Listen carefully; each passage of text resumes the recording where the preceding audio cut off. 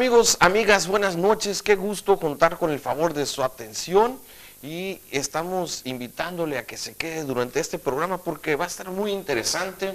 Hoy la edición del martes 13 aquí en Diálogo Ciudadano. Hemos invitado a un ciudadano precisamente que le interesa, le gusta y le ocupa todo lo que es la política, el desarrollo económico y lo que es el desarrollo social. Está con nosotros el ingeniero Rodrigo Burs Castelo. Bienvenido, ingeniero. Gracias, Jesús. Muchas gracias por acompañarnos y sobre todo al auditorio. Bueno, ingeniero, hace unos días el presidente Peña Nieto habló de 7 acciones que se derivan de las 11 reformas estructurales que fueron aprobadas. Estas 7 acciones son con la intención de incentivar o de apoyar la economía de los mexicanos. Hoy hablaremos de eso. ¿Qué te parece? Encantado. Bueno, en primer lugar, habla el presidente de bajar las tarifas de la luz. ¿Cómo la ves? Pues muy bien, muy bien. La verdad que, pero lo que sí yo no estoy enterado exactamente es que tanto bajarían las tarifas de la luz, domésticas e industriales. Pero las condiciones están dadas para ello. Los costos de muchos energéticos con los cuales se genera la electricidad, pues han bajado significativamente. Yo creo que es muy viable eso que propone el señor presidente. Aquí al empresariado cajemense le afecta, le pega duro el costo de la luz. Algunos empresarios, por supuesto, es una cadena productiva. Mientras más caros los insumos, pues menos competitivo puedes ser tú o más altos los precios que tú ofreces a tus clientes. Yo, por ejemplo, me dedico al almacenaje de frío, de productos fríos perecederos, y pues ahí son muy fuertes los cobros de la luz, pero sobre todo el usuario, el que tiene en su casa un aparato de refrigeración, etcétera. Yo he visto que en otros lugares del país, pues es muy relativamente bastante bajo los costos de luz, y aquí con un aire acondicionado se te va a las nubes. Entonces, pues qué bueno que se considere esto. Ya hay una consideración en las tarifas de verano, pero sigue siendo cara la luz aquí en México.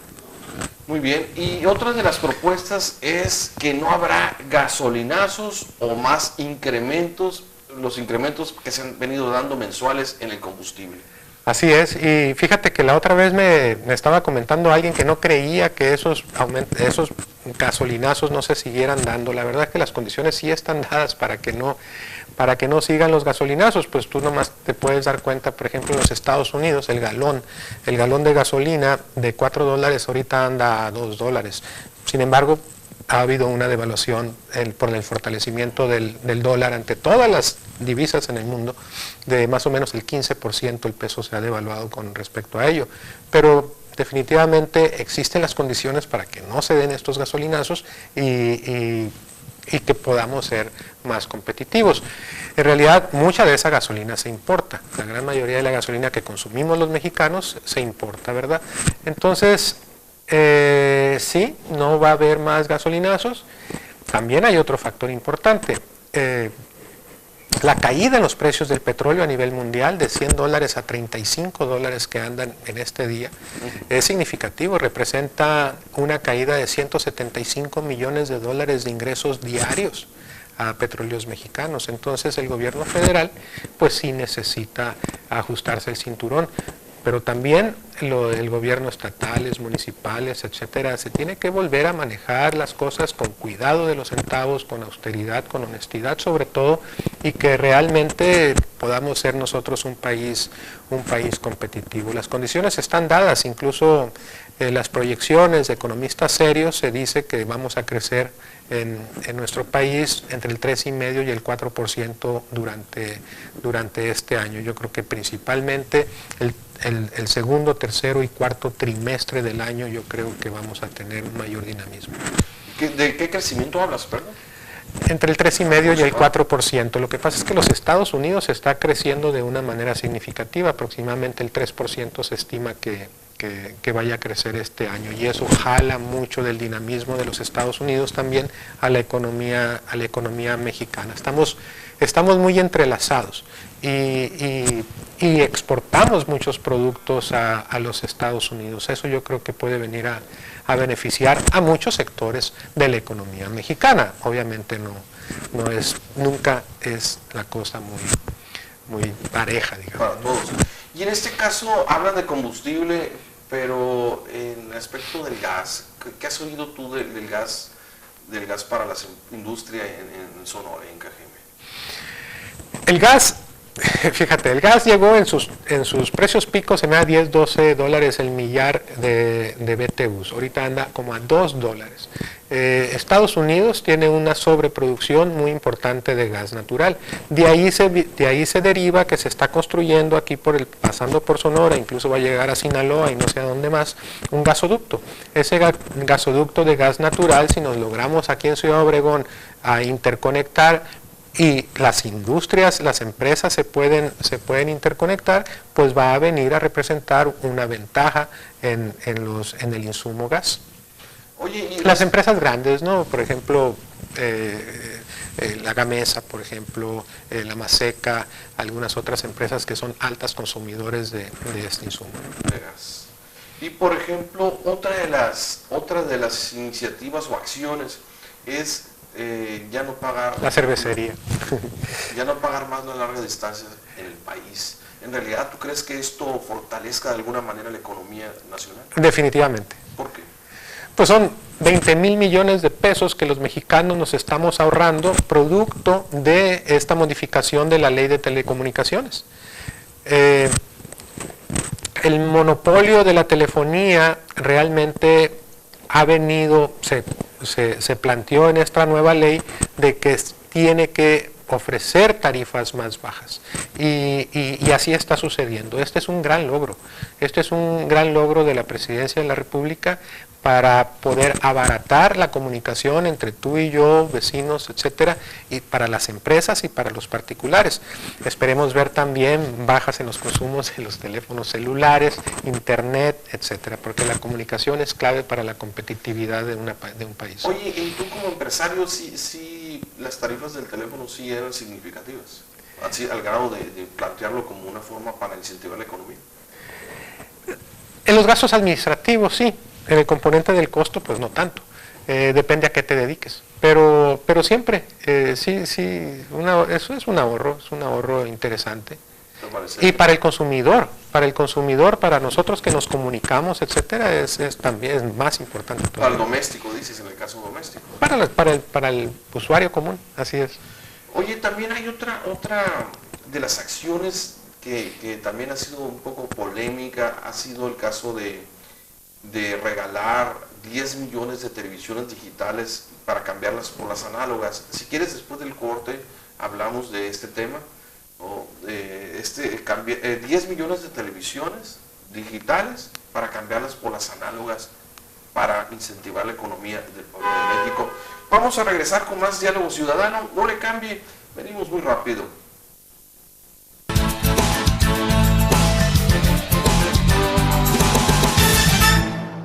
Estamos de regreso, esto es Diálogo Ciudadano. Recuerden nuestra fanpage para que se metan en Facebook, Diálogo Ciudadano Megacanal precisamente. Ahí nos puede decir sugerencias, opiniones, críticas y quién le gustaría que invitáramos, temas que quiere que tratemos. Teléfono en el estudio 169-2108 para que también nos dé sus opiniones. Y bueno, hablando de estas acciones que propone el gobierno de la República para incentivar la economía de las familias, que pues sabemos que es indispensable y urgente. Otra de las propuestas, otra de las iniciativas son obsequiar 10 millones de televisiones a igual número de familias para cambiar las análogas a digital. ¿Cómo ves este tema? Este asunto? Pues ahí sí me declaro un poco incompetente, Jesús. Pues son 40 millones, serían 10 millones de familias, son 40 millones de mexicanos. ¿Sí? Digamos, 2/5 partes de los mexicanos que por lo visto van a recibir una televisión, yo no sé. Esto tiene que ver con el cambio digital analógico que se está dando a nivel mundial. Y pues, si es necesario, la gente yo creo que todo lo van a apreciar. Es prioritario, pues quién sabe. México es de los principales o el principal productor de televisiones en el mundo. En San Luis Río Colorado, en Tijuana, en Mexicali, hay enormes empresas que se dedican precisamente a esto, a producir televisiones. A lo mejor esto tiene algo que ver con ello, pero pues la verdad no estoy yo seguro. Pues a lo mejor a motivar el... Y también fíjense que se ha satanizado mucho la televisión, pero también la televisión es una buena forma de recreativa cuando hay algo... También la recreación es necesaria, ¿no? No, por supuesto. Creo que has hablado mucho en otras entrevistas que hemos tenido de que la gente necesita recrearse en las artes y... Sí, necesita espacios, áreas de esparcimiento públicas fuera de sus casas que realmente sean muy atractivos para que la gente salga y se pasee, incluso espacios turísticos locales cercanos a Cajeme para que la gente pueda salir y disfrutar. También en la televisión, pues te pones ahí. A lo mejor están pensando en diálogo ciudadano. Ahora usan mucho el internet, ¿eh? Sí. Los muchachos mientras están viendo la televisión también están jugando con el internet. Yo también lo hago, caballo de amor. Es una cosa de sumo interés. Y bueno, hay otra cosa que creo que está muy interesante de las acciones, es la de darle impulso a los programas de jóvenes emprendedores. ¿Cómo? Eso sí. Ahí sí, mira Jesús, no sé exactamente qué cantidades y cómo se van a transferir estos apoyos a los jóvenes emprendedores, pero es clave. Es clave. La otra vez estaba comentando, Andrés Márquez fue a Litson a platicar con los alumnos de Zootecnia y estaba platicando con ellos y me dice, los muchachos como que están hasta cierto punto desesperanzados. En realidad necesitas platicar mucho con ellos, necesitas dialogar, incluso, y son muy escépticos al gobierno federal. ¿Por qué? Porque realmente no ha ido alguien a platicar con ellos y a dialogar y a decirle los pros y los contras de las cosas.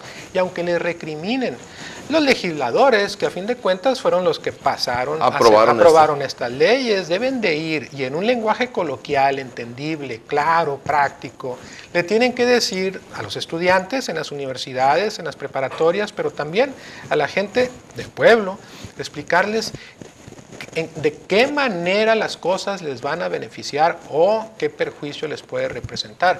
¿Por qué no lo hacen? ¿Por qué? Pues por futurismo político, porque ellos dicen, hacen cálculos políticos y dicen, ¿y qué tal si me doy un resbalón? ¿Qué tal y si me recriminan algo? ¿Qué tal y si se me ponen al brinco, como quien dice? Pues es lo que tienen que hacer, porque los muchachos necesitan que la gente se les acerque a darle una explicación. Mira Jesús, cuando yo salí de la carrera, era tanto el ánimo. Te levantas... ¿Cuál es tu carrera, perdón? Yo tengo ingeniería y después tengo un posgrado en administración. Pero te levantas con todas las ganas y el entusiasmo del mundo a iniciar un día nuevo de trabajo. Si nosotros tenemos muchachos que a lo mejor no están tan entusiasmados, híjola, ese sí es un problema. Y si eso quiere tratar de atender de alguna manera el gobierno federal, pues yo se lo aplaudo. Pero necesitan delegados federales, legisladores, y todo mundo tiene que ir a platicar y a dialogar.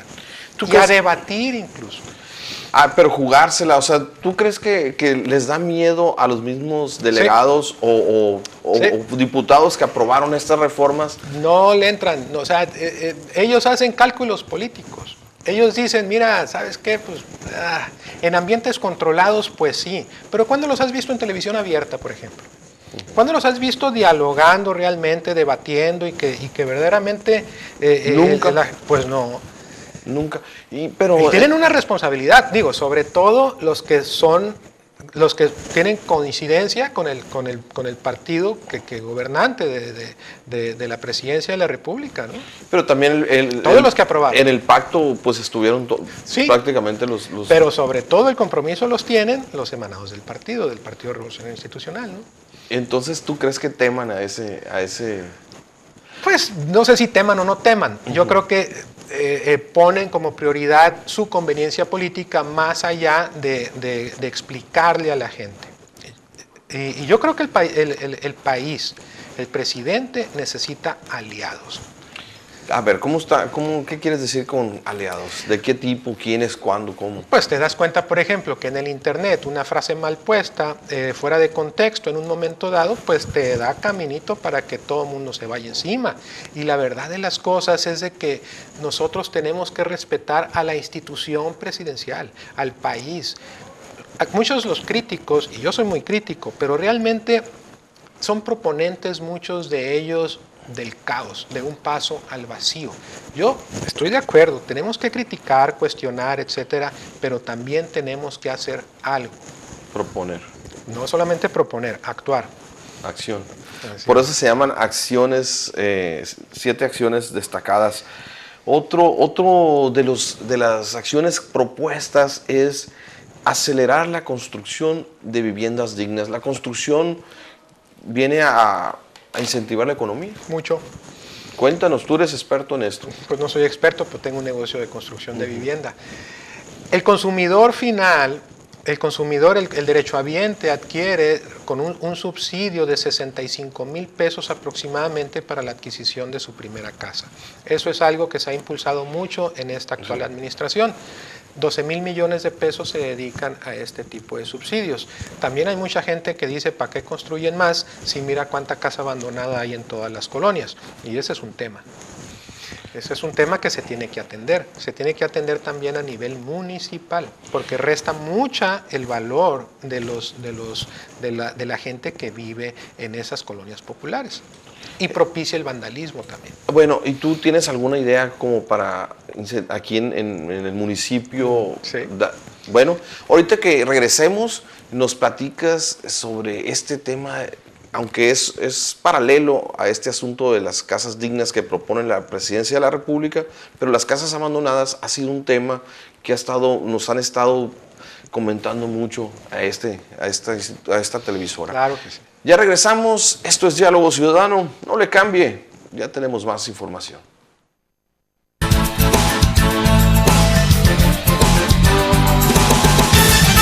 Ya regresamos, gracias por el favor de su atención y vamos a seguir con estas 7 iniciativas propuestas por la Presidencia de la República. Entonces, hablando de acelerar la construcción de vivienda digna, salió el tema que aquí en Cajeme hay mucha casa abandonada que los ciudadanos nos han estado señalando. ¿Que hay alguna sugerencia que tengas tú para mejorar esta situación? ¿O alguna idea? Sí, hay gente que dice, ya no sigan construyendo casas. Yo creo que la gente necesita también tener la opción de casas nuevas. Este subsidio está dirigido también hay programas de construcción de vivienda municipales con recursos federales. Pero con respecto a las viviendas abandonadas, por ejemplo, viene a desmerecer mucho a las colonias, a los vecinos que viven enseguida. Es un foco para la delincuencia, para la vagancia, para el vandalismo, etc. Tenemos que atenderla. Yo creo que se debe de gravar, o sea, de cobrarle al dueño, que por lo general son las hipotecarias, digamos, federales o privadas, hasta que se la adjudique. Incluso el mismo ayuntamiento, que renueve estas viviendas, buscar la manera de cómo se puedan volver a introducir al mercado inmobiliario para que vuelvan a ser habitadas estas viviendas. ¿Por qué? Porque están desmereciendo a los vecinos y porque es un problema de seguridad pública, incluso de salud pública. Entonces tenemos que atender este problema lo más rápido que se pueda. Bueno, muy bien. Otra iniciativa que se ha presentado es un programa de estímulos fiscales para apoyar las actividades agropecuarias, principalmente de Chiapas, Guerrero, Oaxaca, pero estímulos fiscales para estimular la actividad agropecuaria. Pues es que en esos estados es una enorme población rural. El 60-70% de la gente vive en el área rural. Entonces yo creo que algún tipo de apoyos van a percibir o a recibir ellos para su sostenimiento. No sé exactamente a detalle cómo es el programa. Aquí en el Valle del Yaqui, en el sur del estado, también hay muchas necesidades. Estos estados, la verdad, están en una situación, el presidente mismo lo dijo, hay 2 países, hay el México del Sur y el México del Norte. También aquí hay muchas necesidades, pero allá la cosa está difícil. Y hay problemas de ingobernabilidad, y eso es algo que también debemos de atender. También hay ingobernabilidad por estos rumbos, también los tenemos que atender. Oye, y aquí, por ejemplo, en Cajeme, ¿somos más industriales o más agropecuarios, según tu conocimiento? Yo creo que la principal actividad ahí anda más o menos parejo entre lo industrial y lo agropecuario. Ambas son tan importantes. El comercio también es muy importante. Nuestras raíces, eso sí, es sobre todo agrícolas.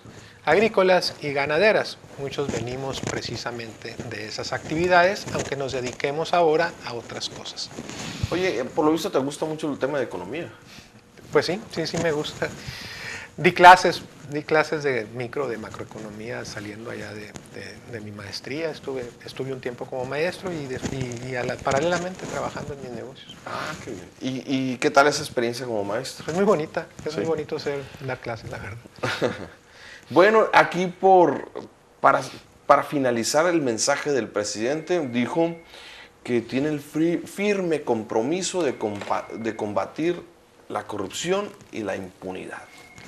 Ahí sí, esa es la clave. Eso es lo que yo he dicho. Los niveles son escandalosos de corrupción en todos los niveles de gobierno, federal, estatal y local. Y la verdad de las cosas es que sí, se tiene que atender. No podemos seguir permitiendo, solapando tanto abuso, tanta impunidad de los mismos gobernantes. Necesitamos nosotros hacer un borrón. Necesitamos dar un paso hacia adelante. Este país no sale adelante sin ese último punto. Tú puedes meter todas las reformas que tú quieras, pero tenemos que atender el asunto de la corrupción.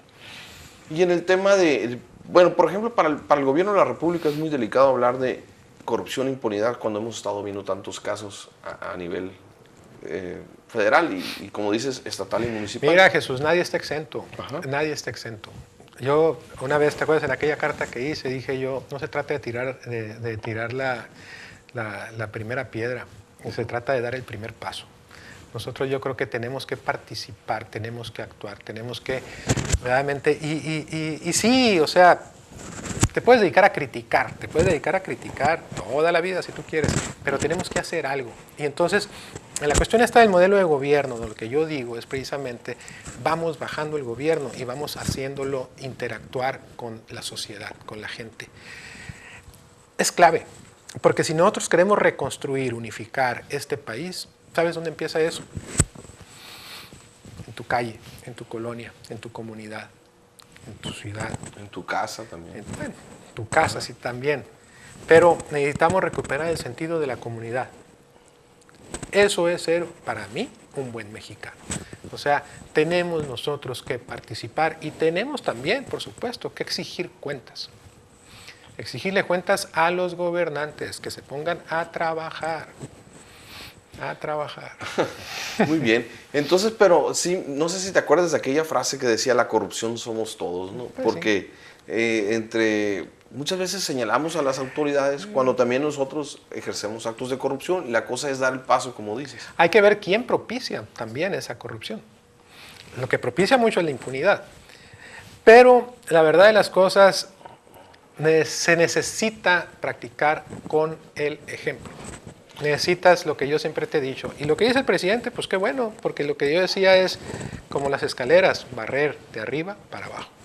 Y bueno, este va a ser un año de elecciones en Sonora y en algunos estados, y también un año que se dice difícil en el aspecto económico, pero en base a tu criterio, ¿cuál es el pronóstico que tienes para Cajeme para el 2015, para este año? Mi pronóstico... Sí, en general, tu pronóstico, pues, económico o político. Pues esperemos un buen año, esperemos un mejor año.